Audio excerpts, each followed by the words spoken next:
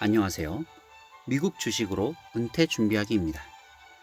오늘은 아처 다니엘스 미들랜드라는 회사에 대해서 살펴보도록 하겠습니다.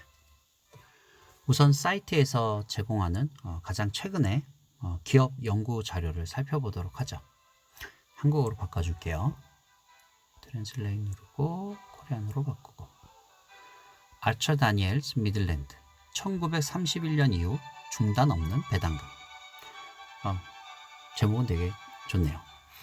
94점으로 매우 안전하고요. 굉장히 높은 점수를 받았네요. 네, 이 평가 점수 94점이면 굉장히 안전하다고 좀 평가를 한 것 같습니다. 2019년 12월 16일 날 확인됐네요. 좀 시간이 지났네요. 하지만 굉장히 튼튼한 회사일 것으로 기대가 되고요. 읽도록 하겠습니다. 1898년에 설립된 아처 다니엘스 미들랜드는 옥수수, 유지 종자, 밀 및 기타 상품을 조달, 운송 및 가공하여 대부분의 수익을 창출하며 이는 식품, 음료, 동물 사료, 화학 및 에너지 사용을 위한 제품으로 전환됩니다.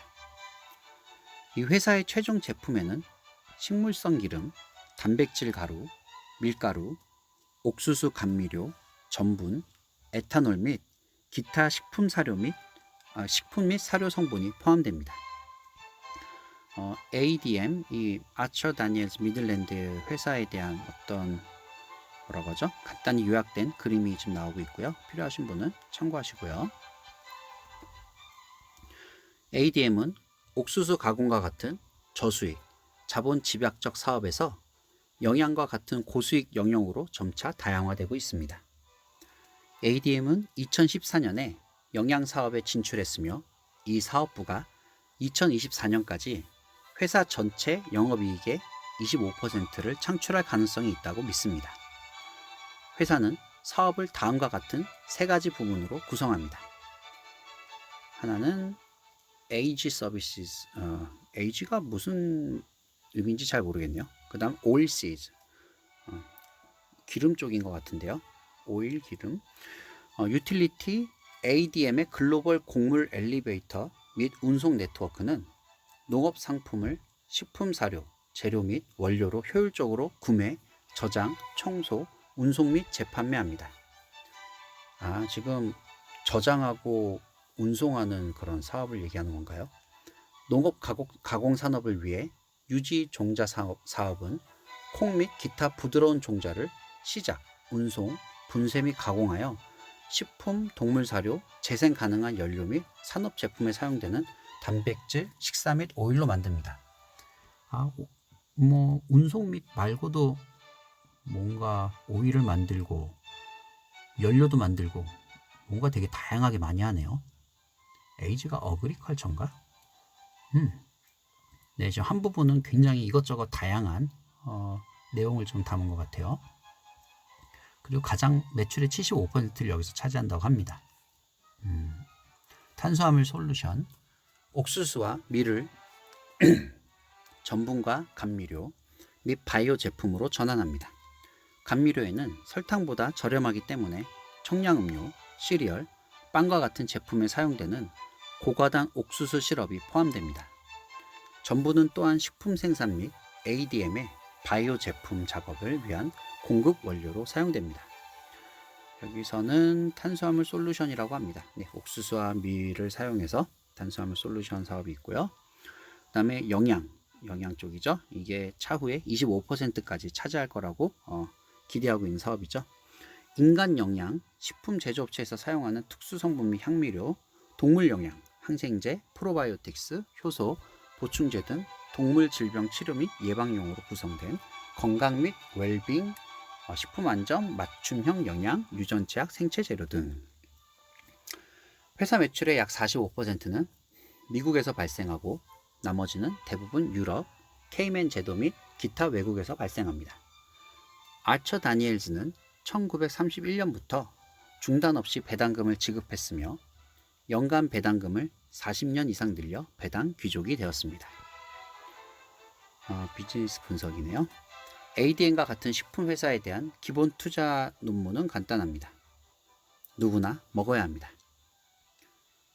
곡물 집약적 대부분의 가축에게 먹이를 주는 것인 옥수수 기반 제품 및 육류에 대한 수요는 세계 인구가 늘어나고 신흥시장의 중산층이 점점 더 서양식 식단을 소비함에 따라 시간이 지남에 따라 증가할 것입니다. 저는 옥수수 쪄먹는 거 맛있던데 여기서 옥수수 얘기가 나올 때는 주로 동물한테 주는 먹이라고 얘기가 나오는 것 같네요. 미국은 옥수수 사료가 굉장히 많이 쓰이는 것 같습니다. 간단히 말해 ADM의 핵심 운영, 농산물 조달, 저장, 가공 및 판매는 시간을 초월한 문제를 해결하고 지속적인 힘을 가지고 있습니다. 인간이 살아가는 데 있어서 필요한 산업이죠. 그래서 필수 소비자라고 하는 거죠. ADM의 핵심 사업은 또한 매우 자본 집약적이므로 진입 장벽이 다소 높습니다. 예를 들어 이 회사는 미국에서 가장 큰 곡물 터미널 및 배송 네트워크를 보유하고 있으며 전 세계 수백 개의 가공 공장과 저장 시설을 유지하고 있습니다. 여기는 왜 영어가 한국어로 안 바뀌었을까요? 네, 이 부분은 그럼 넘어가도록 하겠습니다. 다시 한국어로 나오네요. ADM의 기존 사업은 앞으로도 오랫동안 현금 흐름을 계속 생성할 것이지만 회사의 경영진은 외부 위험 요소에 대한 회사의 높은 민감도가 이상적이지 않다는 것을 인식하고 있습니다. 가뭄 조건, 환율 변동성, 에탄올 규제 변화, 변동성 작물 가격 및 무역 전쟁은 ADM의 핵심 사업이 직면할 수 있는 통제할 수 없는 요인 중 일부에 불과합니다. 그래도 이 사업이 외부의 영향을 많이 받는군요. 결과적으로 ADM은 수익성을 구조적으로 개선하고 자본 집약도를 줄이며 비즈니스의 가격 민감성을 일부 제거하기 위해 저수익 운영을 점차적으로 없애고 더 높은 가치의 영역으로 이동하고 있습니다. 그래서 영양 사업에 좀 더 투자를 하고 있군요. 영양 사업 비즈니스를 좀 더 늘리려고 하고요. 2012년부터 경영진은 두 가지 주요 전략을 포함하는 장기 턴어라운드 계획을 시작했습니다.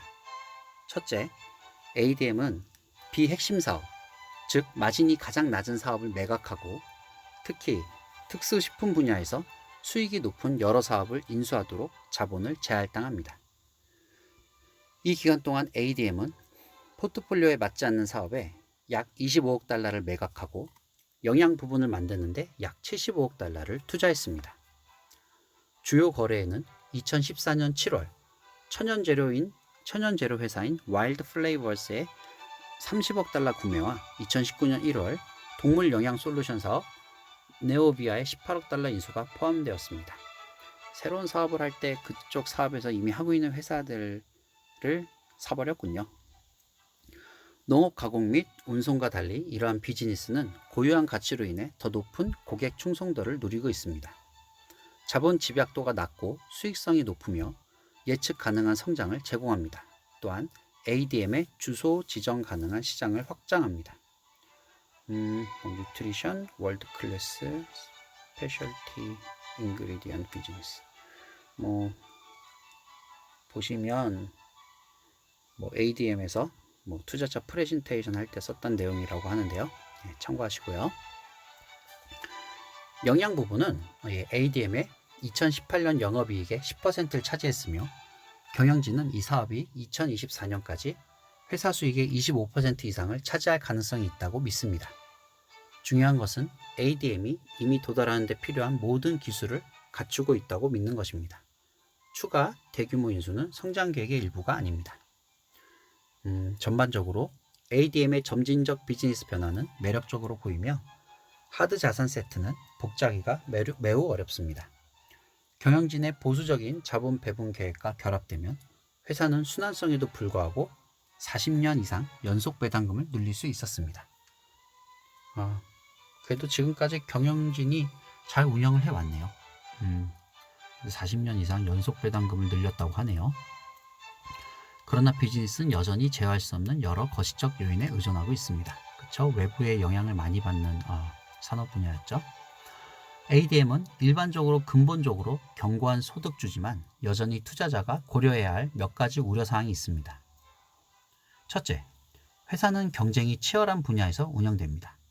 ADM의 핵심 사업은 기본적으로 농장과 소비자 사이의 중개자 역할을 하므로 가격 책정력이 별로 없습니다. 결과적으로 회사의 단기 수익은 대부분 날씨, 상품 가격, 특히 대두나 옥수수 및 유지 종자 가격, 소비자 식품 선호도의 변화, 정부 농업 정책 등 통제할 수 없는 요인에 의해 좌우됩니다. 경영진은 통제할 수 없는 거시적 요인, 에탄올 운영 쇼핑도 포함하고요. 에탄올 운영 쇼핑? 가장 민감한 비즈니스에 대한 ADM의 노출을 줄이기 위해 노력하고 있지만 이러한 변동성은 항상 회사의 일부가 될 것입니다. 장기적인 위험은 미국의 농업 정책, 특히 옥수수 보조금과 에탄올 의무로 인해 옥수수가 시간이 지남에 따라 ADM의 가장 크고 중요한 제품이 되었습니다. 자유주의 싱크탱크 카토 인스티튜트의 1995년 보고서에 따르면 꽤 오래된 보고서네요. ADM은 1980년 이후 미국 경제에 수십억 달러의 비용을 들이고 있으며 같은 기간 동안 미국인들에게 높은 가격과 높은 세금으로 간접적으로 수백억 달러의 비용을 들이고 있습니다. ADM의 연간 수익 중 최소 43%는 미국 정부가 막대한 보조를 받거나 보호한 제품에서 발생합니다. 또한 ADM의 옥수수 감미료 운영으로 얻은 수익 1달러당 소비자에게 10달러의 비용이 들며 바이오 에탄올 운영으로 얻은 수익 1달러당 납세자에게 30달러의 비용이 듭니다. 정부의 영향도 많이 받겠네요. ADM의 믹스를 포함하여 1995년 이후 많은 변화가 있었습니다. 그러나 정부 보조금은 여전히 회사에 도움이 됩니다. 이러한 보조금의 향후 반전은 ADM을 불편한 위치에 두고 다시 한번 비즈니스 모델의 일부를 재구성해야 할 수 있습니다. 그렇죠? 정부가 주는 보조금이 언제 끊길거나 그 금액 책정이 어떻게 변할지 모르죠. ADM의 장기 성장 전략은 경영진이 자신의 역량 범위를 벗어날 수 있다는 점에서 고려해야 할 최종 위험을 제공합니다. 이 회사의 역사적 전문성은 최근 몇 년간 구매한 특수 영양 사업이 아니라 필수 식품 및 물류 분야입니다. 경영진은 이러한 영양 사업을 통해 ADM의 마진을 개선하고 보다 예측 가능한 수익을 제공하고 있습니다. ADM의 장기 논문에 대한 중요성을 감안할 때 회사가 이러한 시장에서 성공을 거둘 수 있는 것이 중요합니다. 결국 회사의 수익은 10년 전과 비교하여 거의 변하지 않았습니다. ADM의 지불금 비율이 경영진의 목표 범위의 최고치에 있으며 이는 회사가 혼합 전환에서 기대하는 보다 안정적인 현금 흐름을 이미 반영하고 있기 때문에 수익 성장이 가속화되지 않는 한 낮은 한 자릿수 배당 성장이 가능할 것으로 보입니다. 수익 성장이 크게 늘긴 어렵지만 한 자릿수의 배당 성장은 계속 될 것으로 보인다는 얘기네요. 그래프를 참고하시면 되고요. 따라서 예비 투자자는 향후 몇 년 동안 배당 성장이 인플레이션보다 간신히 앞당겨질 가능성이 높을 때 회사의 평균 배당 수익률이 인내심을 가질 가치가 있는지 자문해야 합니다. 전반적으로 ADM은 글로벌 작물 가격과 같은 거시적 요인과의 관계로 인해 강력하고 지속적인 수익 및 배당금 성장이 더욱 어려워집니다. 이 회사의 특수 영양 제품으로서의 전환은 매력적이지만 이러한 비즈니스가 보다 의미 있는 동인이 되려면 시간이 걸릴 것입니다. 배당 귀족 지위에도 불구하고 아처 다니엘스 미들랜드에 대한 결론은 옥수수 및 대두 가격, 에탄올 규제, 정부 보조금, 무역 전쟁, 장기적인 소비 식품 동향 등 회사가 통제할 수 없는 여러 요인에 따라 달라집니다. 경영진이 상품 가격 변동에 덜 취약한 고수익 영역으로 회사를 점진적으로 다각화하기 위해 올바른 자본 배분 조치를 취하는 것처럼 보이지만 이러한 조치는 경영진이 ADM의 기존 운영 중 일부에 대해 덜 낙관적임을 시사합니다. 간단히 말해서 ADM의 장기 수익성 성장 경로는 선형적이지 않을 것입니다. 긍정적인 측면에서 회사의 배당금은 매우 안전한 것으로 보이며 대차 대조표는 양호한 상태이며 회사의 자본 배분 정책은 향후 주요 M&A가 예상되지 않고 보수적입니다. 그러나 주식을 고려하는 투자자는 ADM이 영양 부분이 더 클 때 더 지속 가능한 수익 성장을 제공하기를 희망할 때까지 거시적 요인에 대한 회사의 민감성을 인식하고 중간 속도의 배당 성장에 만족해야 합니다. 회사가 튼튼하고 배당률이 높으면 중간 속도도 만족을 하죠. 그럼 배당 관련해서 중요 지표들을 살펴보도록 하겠습니다. 티커는 ADM이고요. 컨슈머 스테이플스 필수 소비재 섹터고요. 아그리컬처럴 프로덕트. 아그리컬처럴 농장이나 밭에서 나는 생산물들을 다루는 산업 분야입니다. 디비든 일드 배당률이 2.95%. 배당률이 그렇게 높진 않아 보이네요. 2.95%고요.